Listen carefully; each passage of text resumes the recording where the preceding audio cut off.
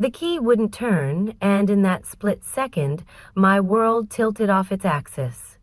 I stood there, frozen on the front porch of my own house, the Seattle drizzle soaking through my denim jacket, my fingers trembling as I jammed the metal deeper into the lock. Nothing. No click, no give, just a cold, stubborn resistance that felt like a slap in the face. I'd driven 3 hours from Portland, my head buzzing with the high of a $200,000 contract I'd just signed, only to find this, a door that didn't recognize me. My house, the one I'd built with every dime of my savings, every late-night sketch, every drop of sweat, was shutting me out. I yanked the key free, my breath hitching, and stared at the shiny new lock glaring back at me. It wasn't mine. Someone had changed it. I'm Callie Maddox, 32 years old, a woman who talks to furniture like it's alive and designs homes for a living. My company, Maddox Spaces, is small but damn good, turning chaos into art with clean lines and warm textures. Clients in Seattle's Ravenna neighborhood pay me to make their lives beautiful, and I deliver every time. I'm a mess of contradictions, obsessed with perfection in my work, but I'll show up to a meeting in a ratty old t-shirt because it's soft against my skin. I've got a laugh that's too loud, a temper that flares quick, and a habit of muttering to chairs when no one's looking. "You're getting a new cushion, buddy. Don't fight me on this," I'll say, like they've got opinions. Maybe they do. Maybe that's why I love them more than most people. Except Ethan. My husband of 3 years, 35, is a software engineer who used to charm me with his crooked smile and big ideas. Used to. Lately, he's been a ghost. Ever since his startup crashed and burned 2 years ago, leaving him jobless and quiet. Too quiet. I'd been away for 5 days, finishing a project in Portland, texting him updates about the mid-century modern sofa I'd convinced a client to keep. "Wait till you see the pics," I'd written last night. He'd replied with a thumbs-up emoji. That was it. Now, standing here with a key that didn't work, I felt a knot twist in my gut. Something was wrong. Really wrong. I fumbled for my phone, rain streaking the screen as I dialed Ethan. It rang twice before he picked up, his voice tight and higher than usual. "Cal, you're back already? Shit, I forgot to tell you. Forgot to tell me what?" I pressed the phone harder against my ear, the damp chill seeping into my bones. "We're renting the house out for a bit just to make some extra cash. I'm at a place on Pine Street. Come meet me, okay?" "I'll explain everything." His words tumbled out too fast, like he'd rehearsed them but botched the delivery. "Renting it out?" I echoed, my voice sharp enough to cut glass.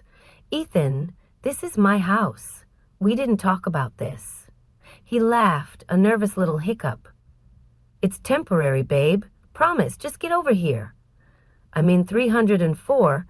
Then he hung up, leaving me staring at the dead screen, my pulse hammering in my throat. The house loomed behind me, all 2,000 square feet of it, a 2-story Craftsman I'd bought 3 years ago for $5,000. I'd put down $25,000 from my savings, years of late nights designing kitchens and bathrooms, while the rest came from a mortgage I'd clawed my way into qualifying for. I'd painted the walls sage green myself, hung pendant lights over the kitchen island, and turned the upstairs loft into my studio. It wasn't just a house, it was me, carved into every corner. And now Ethan was renting it out without a word? I turned back to the door, tempted to kick it down, but my legs felt heavy, like the rain had glued them to the porch. Instead, I climbed into my beat-up Toyota, the engine sputtering as I pointed it toward downtown.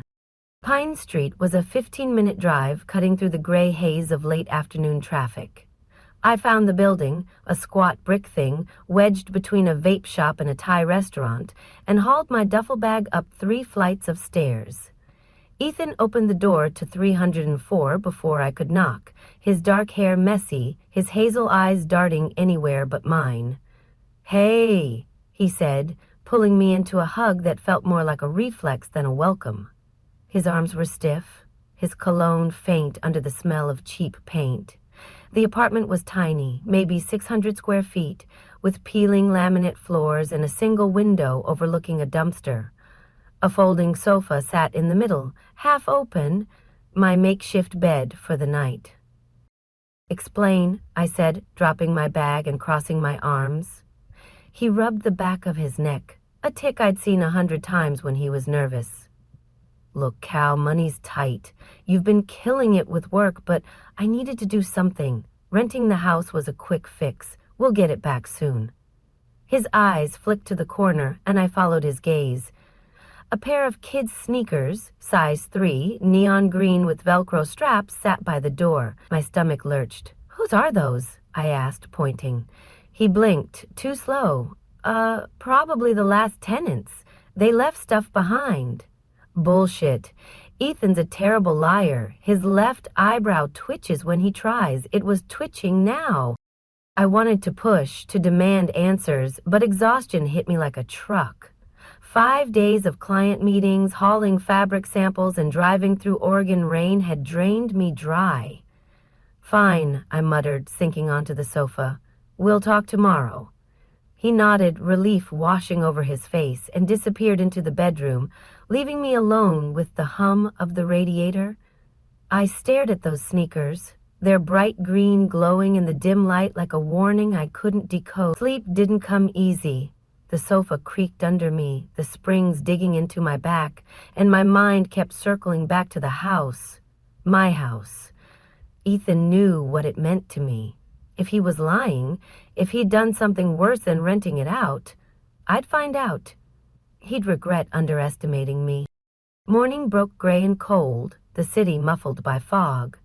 I brewed coffee in a chipped mug and called Jasper Reed, my best friend since college and a private investigator who'd seen me through every crisis.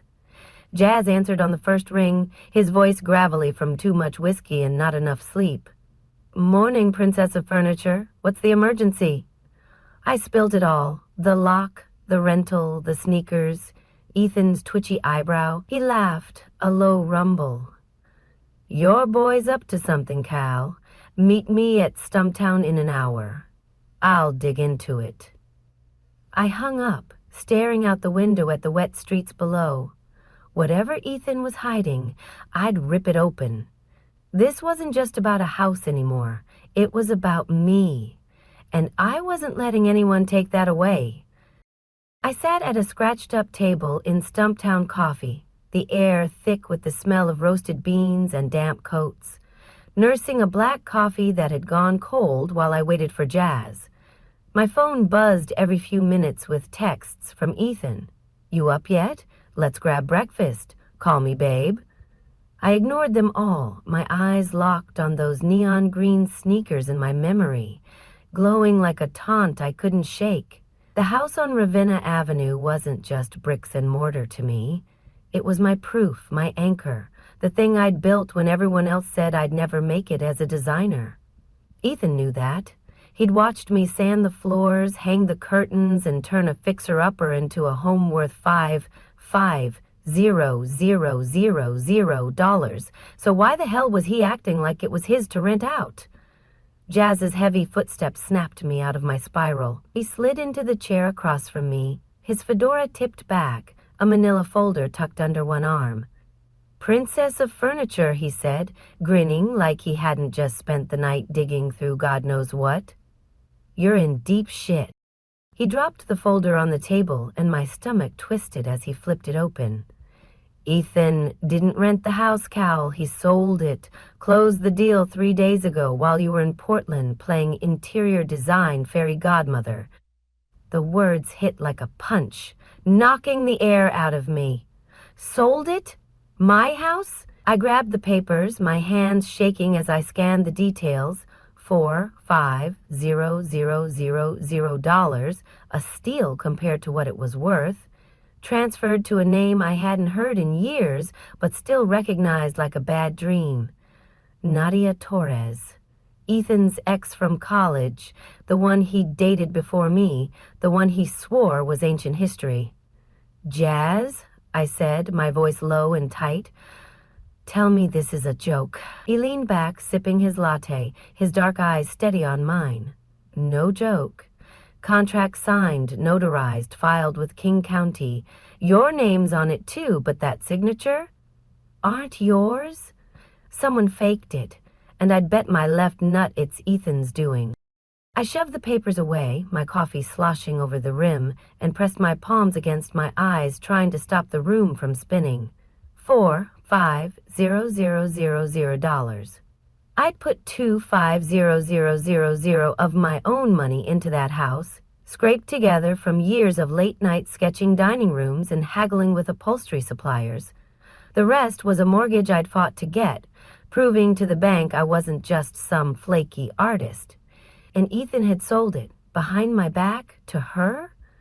I stood up, chair scraping against the floor, and grabbed my jacket. I need to see him, now. Jazz caught my wrist, his grip firm but gentle. Hold up, Cal.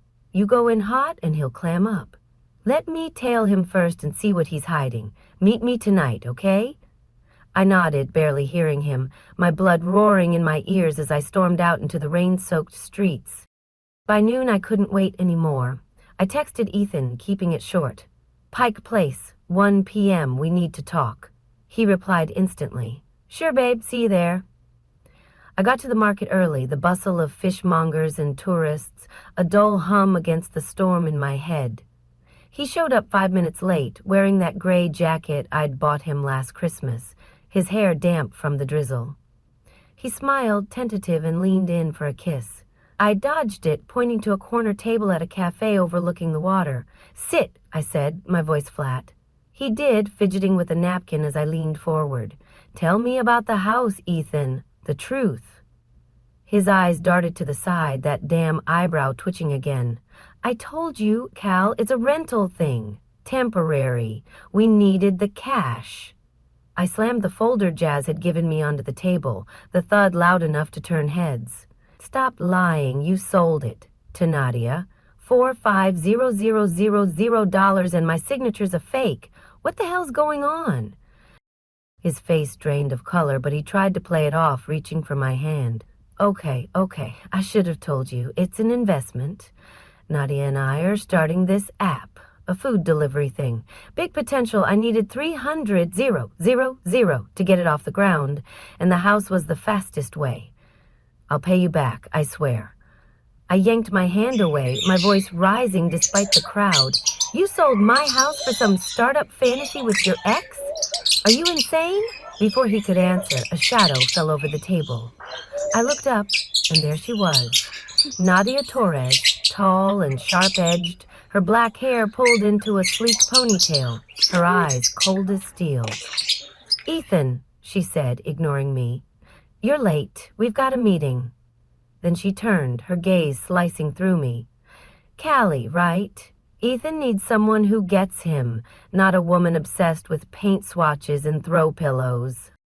I stood, my chair tipping back, fury boiling over. You don't know me, and you don't get to talk to me like that. What's he told you, huh? That I just roll over while you two steal my life? Ethan jumped up, grabbing my arm. Cal, stop. We're still married. This is for us. Our future. Nadia smirked, crossing her arms. Keep telling yourself that, Ethan. I shook him off, my chest tight, and walked away, their voices fading into the market noise. I didn't stop until I hit the waterfront, the salty wind stinging my face as I fought back tears. He'd sold my house to her. For her. And he thought I'd forgive him? I barely made it back to Pine Street before my phone rang. It was Vivian Holt, my lawyer, her voice crisp over the line. Callie, Jazz sent me the docs. Get to my office downtown now. This is a mess, but we can fight it. Her office was a 10th floor suite, all glass and purple accents, her trademark eccentricity on full display. She sat me down, her oversized glasses glinting as she flipped through the sale papers. Fake signature. Illegal transfer. We've got a case, but I need proof Ethan planned this. Bank records, anything. I nodded, numb, as she pulled up our joint account on her laptop. My heart stopped. The $500,000 left from the sale, the chunk that hadn't gone to Nadia's app. Gone. Transferred 2 days ago to an account I didn't recognize. Jazz called an hour later, his voice grim. Found it, Cal. Ethan bought a condo in Belltown, 1,200 square feet, fancy as hell. Nadia's living there with her kid, Luca. Those sneakers? His. I sank into Vivian's leather couch, the room blurring around me. My money, my house, and my husband are all funneled into a new life for them. I spent that night on Jazz's lumpy sofa, staring at the cracked ceiling of his Capitol Hill apartment, the weight of it crushing me. Ethan hadn't just betrayed me. He'd erased me. My home was gone, my savings drained, my trust shattered. But as the hours ticked by, something shifted. Anger replaced the ache, hot and sharp, fueling a plan I didn't have yet. I grabbed my phone and texted Miles Grayson, an old client who'd once turned down Ethan's pitch. Need to talk, Tacoma tomorrow. He replied, come, I know more than you think. Sleep didn't come, but resolve did. Ethan thought I was some pushover he could rob blind? He was wrong. Nadia thought she could waltz in and take everything? She'd learn. I wasn't just a designer. I was a fighter, and this was my war now. Jazz's apartment smelled like stale pizza and regret, but it was my war room now. I'd barely slept, my mind racing with the image of Nadia's smug face and Ethan's pathetic excuses, all swirling around the fact that my $25,000, my house, and my life were propping up their shiny new condo in Belltown. The anger wasn't just a spark anymore, it was a wildfire, and I was done sitting still. I needed proof, something concrete to bury them with, and Jazz had a plan.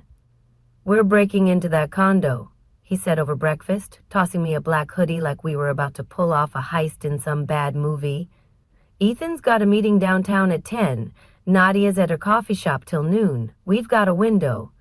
I pulled the hoodie on, my hands steady despite the adrenaline pumping through me. Let's do it. The Belltown condo was a 20-minute drive, a sleek glass tower rising 15 stories above the city, the kind of place I'd designed for rich tech bros, not my lying husband and his ex. Jazz picked the lock on the service entrance with a practiced ease that made me wonder would he'd done it before I met him, and we slipped inside, taking the stairs to avoid cameras. Unit 1204 was on the 12th floor, and my heart pounded as Jazz worked the door, his lockpick clicking softly until it gave way. We stepped into a 1,200-square-foot palace, hardwood floors, floor-to-ceiling windows with a Puget Sound view, a kitchen island bigger than my old studio. It screamed money, my money, and the sight of it twisted the knife deeper. Then I saw them. Luca's neon green sneakers by the door, a Lego spaceship half built on the coffee table, and a framed photo of Ethan and Nadia laughing on some beach. My knees buckled, but Jazz caught my arm. Focus, Cal. Evidence? I nodded, pulling out my phone as we split up. The bedroom was a gut punch. A king-size bed with rumpled sheets, Ethan's favorite blue sweater tossed over a chair, Nadia's perfume lingering like a ghost. I forced myself to move, rifling through drawers until I found a laptop on the nightstand, its screen still glowing. One click, and I was in.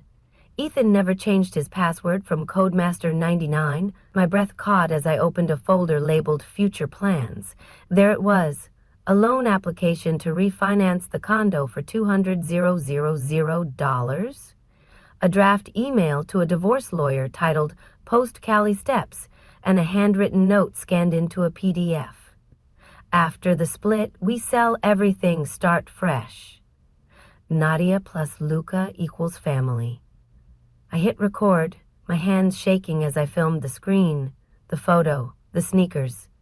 Every damning detail. Jazz hissed from the living room, "Cal, we've got 10 minutes. Move." I grabbed a USB drive from the desk, copied the files, and we bolted, the door clicking shut behind us just as the elevator dinged down the hall. I didn't sleep that night either, but it wasn't despair keeping me awake. It was power. I had them. Every lie Ethan had spun, every smirk Nadia had thrown my way, captured in cold, hard pixels. The next morning, I drove to Tacoma, the USB burning a hole in my pocket as I pulled up to Miles Grayson's sprawling estate. His place was a 4,000-square-foot modernist dream I'd designed 2 years ago, all sharp angles and warm wood, and he greeted me at the door with a glass of bourbon despite the early hour. "Heard about your trouble," he said, his voice low and steady, gray eyes sizing me up.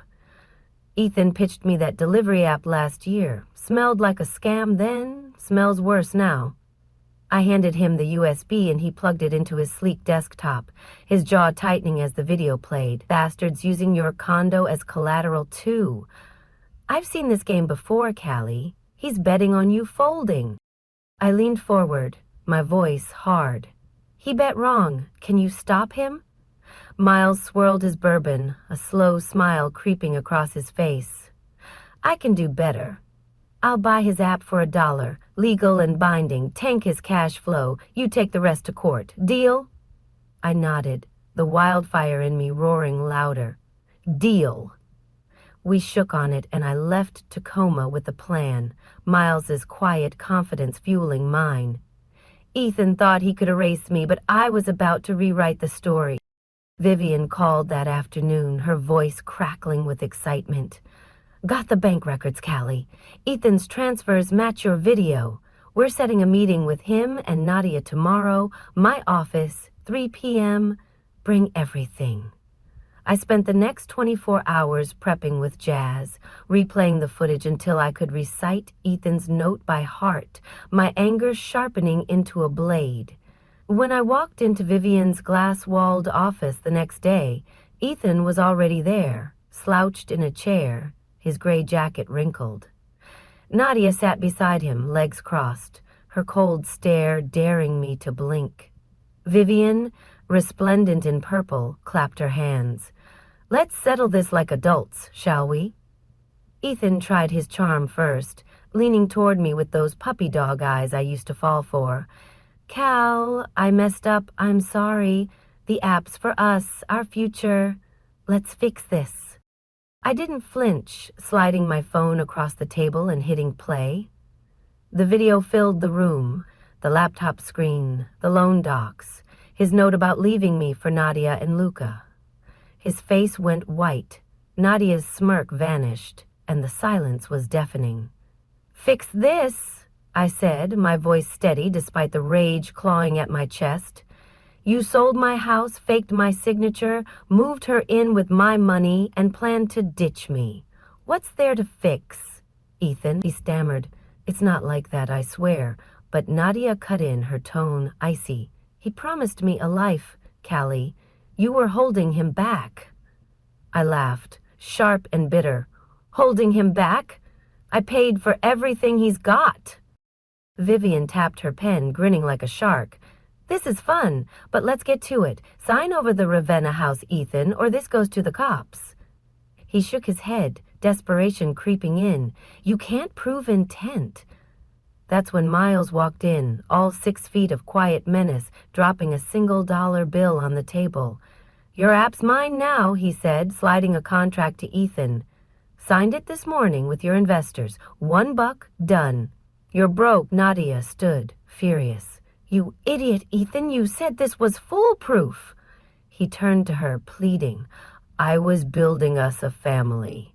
She sneered. "You built nothing," and stormed out, heels clicking like gunfire. Ethan slumped, tears welling up as he looked at me. "Cal, please." "Don't do this." I stood, gathering my phone, the USB, and my dignity. "You did this, enjoy the mess." Vivian winked at me as I walked out, the weight lifting off my shoulders with every step. I'd won this round, but the war wasn't over. Ethan still had the house title, Nadia was a loose cannon, and I needed every shred of that $4,500,000 back. The wildfire wasn't dying down, it was just getting started. The air outside Vivian's office felt lighter, crisper, like Seattle had exhaled after holding its breath through that showdown. I stood on the sidewalk, the hum of downtown traffic buzzing around me, my phone still warm from the video that had gutted Ethan and sent Nadia running. Miles's dollar bill power play echoed in my head, a masterstroke that left Ethan's dreams in ashes. But I wasn't celebrating yet. The house on Ravenna Avenue, my house, was still tangled in legal limbo, and the $45,000 he'd stolen from me wasn't back in my hands. I'd won a battle, not the war, and as I climbed into my Toyota, the wildfire in me simmered down to a steady burn. This wasn't over until I had every piece of my life back, brick by brick. Vivian moved fast. By the next morning, she'd filed an emergency injunction with the King County Courthouse, freezing the Ravenna title and the Belltown condo until a judge could sort out the mess. I sat in her office again, watching her pace in her purple suit, her oversized glasses catching the light as she rattled off strategy. We've got the video, the fake signature, and Miles's contract. Ethan's cooked Callie. He'll either settle or face fraud charges. Your call. I leaned back, my fingers tracing the edge of the USB drive in my pocket. I want the house and my money, all of it. No deals unless he bleeds for this.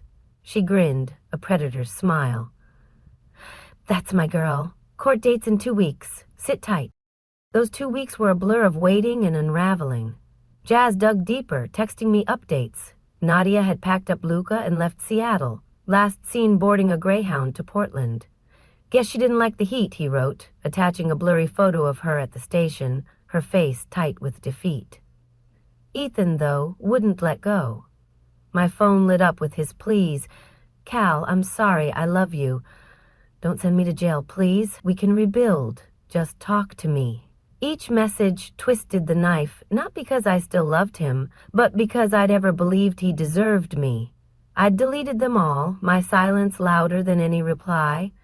The night before the hearing, he showed up at Jazz's place, banging on the door until Jazz hauled him off the stoop, his fedora shadowing a glare that sent Ethan stumbling back to his car. Stay away, Carver, Jazz growled, and I watched from the window, my chest tight but my resolve ironclad. The courtroom was a sterile box of beige walls and harsh fluorescent lights. The judge, a gray-hailed woman with a no-nonsense stare. I sat beside Vivian, my hands clasped tight as Ethan slouched at the defendant's table, his lawyer a nervous kid in a cheap suit. The evidence rolled out like a tidal wave. My video, bank records showing the $500,000 condo buy, and the forged signature matched to Ethan's handwriting by an expert Vivian had hired. His lawyer tried to spin it, claiming marital consent and good faith. But the judge wasn't buying it. Mr. Carver, she said, her voice cutting through the room, you've committed fraud, plain and simple. I'm awarding Miss Maddox full ownership of the Ravenna property and ordering you to repay $1,500,000 from your personal assets within 60 days. My breath caught. $1,500,000? Not the full $2,500,000 I'd lost, but Vivian whispered, It's what he's got left. The rest is tied up in investigations. Ethan's head dropped, and I felt a flicker of something, pity, maybe, but it drowned in the relief washing over me. The judge wasn't done. Given the evidence, I'm referring this to the DA for criminal charges. Mr. Carver, you're looking at 5 years if convicted. Consider your choices. Ethan's lawyer sputtered, but I didn't stick around to hear it. I walked out into the courthouse lobby, the weight of the past month lifting with every step. Vivian clapped me on the shoulder. You nailed him, kid. The house is yours. Money's coming. What now? I didn't answer right away, my mind already drifting to Ravenna, to the walls I'd reclaim. That afternoon I drove to the house, the key Vivian had wrested from the county clerk cold in my hand. The new lock was gone, replaced with the old brass one I'd picked out 3 years ago, and when I stepped inside, the air hit me like a memory, stale, heavy with traces of someone else. Nadia's cheap floral curtains hung limp in the living room, a faint whiff of her perfume clinging to the couch. Luca's crayon scribbles marked the kitchen wall, and Ethan's coffee mug sat unwashed in the sink. My house, but not mine anymore, not yet. I grabbed a trash bag, ripping down the curtains, scrubbing the walls, tossing every remnant of them into the pile. The sage green paint peeked through, battered but still there, and I sank to the floor, a paint roller in my lap, breathing hard. This wasn't just cleaning, it was purging, clawing back what they'd tried to steal. Jazz showed up that night with a six-pack of Rainier, kicking the door open with his boot. "Heard you won, Princess. Beer's on me." We sat on the bare floor, the house echoing around us, and he raised his hand. "The kitchen last." I couldn't mind his face, the cold metal grounded me. "You take it back," I said, moving. Then we sent flowers the next day, a garden purple bouquet with a note. "Eat something fierce." Miles called, too, his voice calm over the line. "Showroom in Tacoma is yours if you want." Think of it. I did, staring at the empty walls, the possibilities creeping in their tiny things. Sleep came easier that night, the first time in weeks I didn't dream of locks or lies. I woke the sun up, streaming through the uncovered windows, the house quiet but alive, waiting for me to decide what it would become. Ethan was gone. Nadia, too, their wreckage scattered but fading. The $1,500 would hit my account soon, a lifeline to rebuild. But it wasn't about the money anymore. It was about me, standing in a space I'd fought for, knowing I didn't need him or anyone to hold it together. I grabbed a paintbrush, dipping it into a can of deep teal I'd found in the garage, and started on the living room wall. One stroke, then another, the color bold and unapologetic. "You and me," I muttered to the house. "We're starting over." The war was winding down, the battlefield mine again. I'd lost pieces, sure, $1,000,000, and a chunk of my trust. But I'd gained something harder to name, a certainty that I could break and still build back stronger. Ethan's pleas had stopped, the silence a victory of its own, and as I painted, I let the last of him slip away, layer by layer, until all that remained was me. The teal paint dried fast, its bold hue spreading across the Ravenna living room like a promise I'd made to myself, stroke by stroke. I stepped back that morning, hands streaked with color, the house humming with a stillness I hadn't felt in months. It wasn't the same place Ethan had stolen, not yet, but it was mine again. Every wall a testament to the fight I'd won. The trash bags stuffed with Nadia's curtains and Ethan's ghosts sat by the curb, picked up by the city truck at dawn, and with them went the last echoes of their betrayal. I didn't need to look back anymore. Forward was the only direction left, and Miles's offer kept tugging at me. A showroom in Tacoma, 1,500 square feet of blank canvas, a chance to turn this mess into something bigger than me. I drove down to Tacoma the next day, the 35-mile stretch of I-5 blurring past as my Toyota rattled along, still faithful despite its dents. Miles met me at the site, a sleek industrial space with exposed brick and skylights that spilled golden light across the concrete floor. He handed me a key, his gray eyes steady. "It's yours if you want it, Callie. No strings. You've got a gift. Don't let that bastard take it from you." I walked the empty room, my boots echoing, picturing display shelves with my designs, minimalist chairs, warm oak tables, pieces that spoke of resilience. "I'm in," I said, and he smiled, a rare crack in his stoic shell. "Good. Let's cut the ribbon next week." Jazz showed up an hour later, hauling a folding table and a bottle of cheap champagne. "To new empires, Princess," he toasted, and we drank straight from the bottle, the bubbles sharp and bright against the dust. The grand opening came fast. I'd spent 7 days turning the showroom into Maddox spaces too, every corner a reflection of me, clean lines, bold colors, a chaos tamed into beauty. Miles cut the ribbon with a pair of oversized scissors. Jazz whooped loud enough to startle the small crowd, and I stood by a walnut credenza I'd built myself, its smooth grain a quiet victory. A woman approached me halfway through, her eyes wide with recognition. "You're the one who won that big lawsuit, right?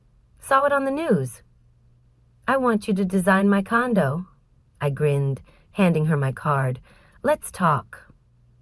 The room buzzed with murmurs and clients browsing, and for the first time in forever, I felt solid, not just patched together.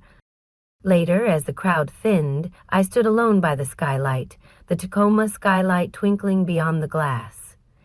Ethan was a shadow now, locked in his own legal cage. The one $500 wired to my account last week, a cold footnote.